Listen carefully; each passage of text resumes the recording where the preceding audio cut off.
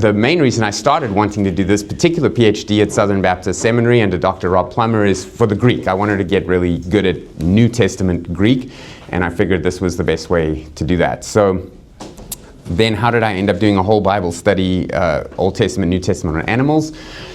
I wanted to do a dissertation on Greek, the idiolect of John in the book of Revelation, and in my first semester I presented a paper on it, and I did okay on the paper, but I realized I was spending a lot of time trying to catch up on the Greek. And so my supervisor, I sort of said to him, I'm really struggling with the level of Greek I need to know to do this, and to think for the next 4 years I'm going to have to do all of this. And instead of saying, no, you can do it, he said, yeah, you're right.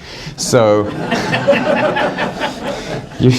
you're not going to be able to do what you need to do Greek-wise. So we were busy having lunch, and he noticed that I was eating salad and he was eating chicken, and he had asked me about that before. And that was a stage 4 years ago. Some of you know my diet was vegan. I was only eating non-animal products at that point, and for health reasons. And he was like, well, there you go. You should write something about animals. And I was like, animals? And he said, look, your job is to find something no one else has written on so that you can write something original so that we can give you a PhD so you can go on and do what you actually want to do.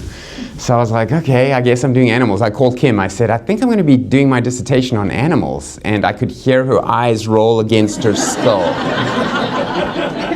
That's not cliche, the vegan doing a dissertation on animals. So when I started, I wasn't really an animal lover. I didn't have a dog in the fight, as it were. And we're going to have a number of animal puns coming out. I can't resist. But I started reading about it and learning about the topic and narrowing it down and actually became quite fascinated in it. And there's a lot of implications that I'm supposing many of you have never thought of, because I'd never thought of it at all until I really started reading the literature on it. And I feel that I've grown closer to the Lord through the study, just an appreciation for His creativity and His wisdom and His power in making the animal kingdom. And also I think I've understood a little bit better about what my role as a human being on this planet is meant to be.